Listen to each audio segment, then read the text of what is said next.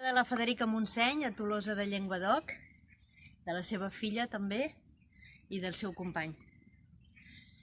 De 100 dies a la vida d'una dona, escrita per ella, les memòries de la retirada. Les circumstàncies han fet que em trobés sola en els més terribles moments de la meva vida. Sola, moralment sola per les decisions, sense cap més consol que el que jo mateixa trobava en la meva energia, en la meva força moral, en la consciència del deure o del seu compliment. Un record per la Federica i totes les dones combatents per les llibertats.